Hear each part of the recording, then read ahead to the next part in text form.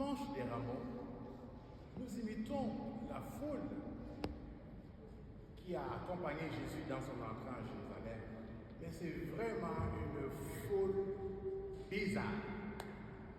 C'est la même foule qui acclame Hosanna, Hosanna au plus haut des cieux, voici le roi des rois. Et c'est la même qui vient de dire crucifie-le, crucifie-le.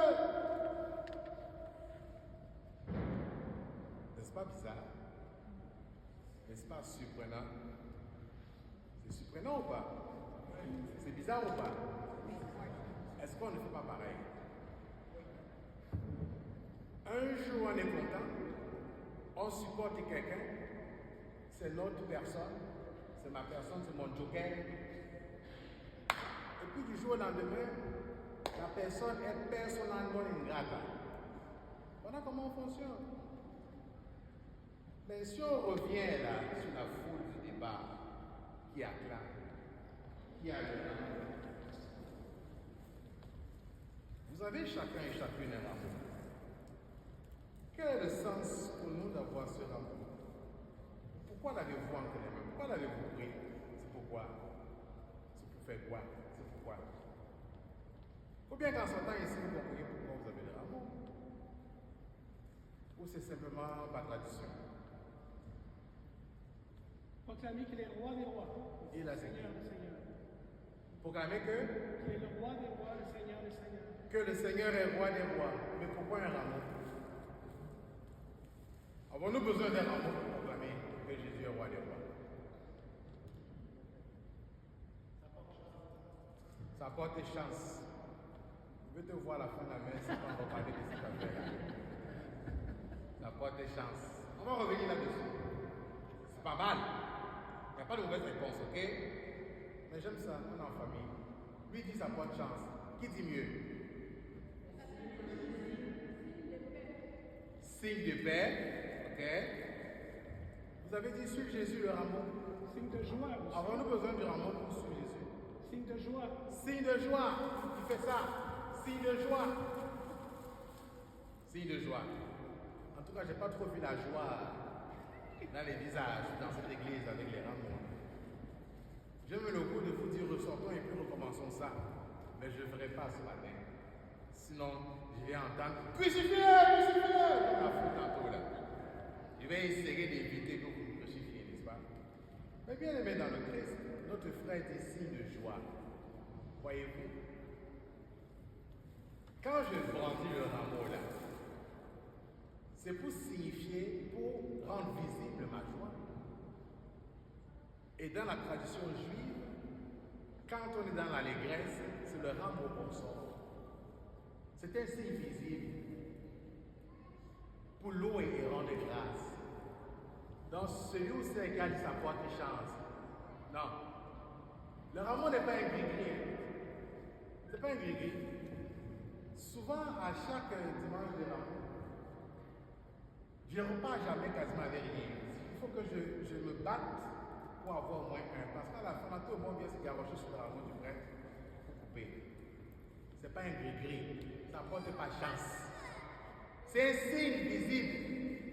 La louange est un signe visible de notre foi. La louange est un témoignage visible. Et utilisant le rameau, on veut inciter notre joie. Et pourquoi vous avez pris ce rameau? Vous avez dit, c'est pour acclamer le roi de gloire. Mais au-delà de ça, repartir à la maison avec le rameau dit quoi? Ça dit que vous choisissez délibérément d'adhérer, d'espérer et de louer le Seigneur. Vous dites autrement ce matin en prenant ce rameau, Seigneur, je te reconnais dans ma vie comme le roi de gloire. Et je m'engage à te louer, à te proclamer publiquement. C'est là le truc. C'est public. Donc, si vous pensez que le rameau là, il faut aller garder là, dans votre étagère. Non.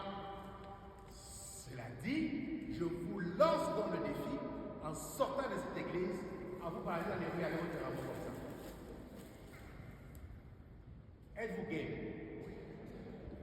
Oh boy. Êtes-vous game? Je vais sortir pour vous surveiller pour voir.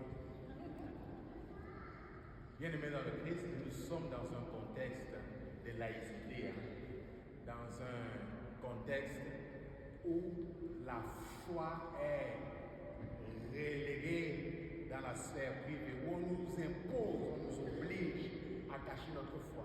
Mais aujourd'hui, en ce dimanche des rameaux, le fait pour nous d'avoir ce rameau nous dit que notre foi doit être visible. Nous devons redécouvrir le sens de la louange dans la vie chrétienne. Nous devons redécouvrir le sens de la louange. La louange dit notre foi visible, notre attachement au Christ. Et il est temps que nous sortions de nos peurs, que nous sortions de ces espaces privés pour montrer notre appartenance au Christ, pour montrer à qui ne veut pas l'entendre que le Christ est notre Rédempteur, notre Sauveur. Voilà pourquoi nous entrons dans la grande semaine sainte par les rameaux pour dire notre joie, notre fierté. Il faut en être fier, il faut être fier d'être chrétien, il faut être fier d'appartenir au Christ. Mais quand on est fier là, on montre, on ne se cache pas, on ne se cache pas. Ce qui vibre à l'intérieur de nous là, nous devons laisser sortir par une parole de louange, par une attitude, par un regard, par un geste. Ça doit être visible. Si je n'ai pas de rameau, je dois être un rameau. Je dois être un signe de joie, un signe de louange. Voilà pourquoi Jésus dit aux pharisiens, si mes disciples se taisent, les pierres vont crier. Bien aimé dans le Christ. Dans ce contexte de laïcité, si nous nous taisons, les pierres vont crier. Il est donc de notre devoir.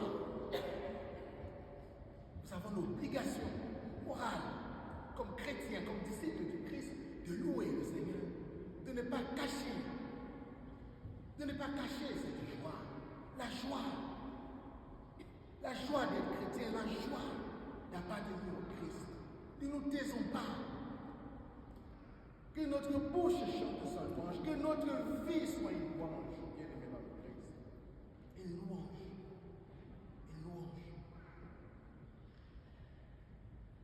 Disons à bas au prophète des malheurs, à bas au prophète des tristesses.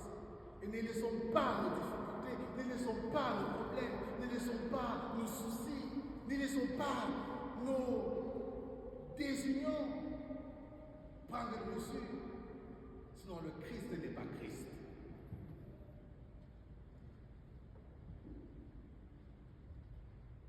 Mais bien aimé dans le Christ, il ne s'agit pas de faire du prosélytisme. Il ne s'agit pas d'agacer les gens. Il ne s'agit pas de déranger les gens. Mais il s'agit pour nous de sortir de notre tiédeur, du fait que nous soyons coincés. Regardez, la vraie louange doit s'inspirer de l'humilité du Christ.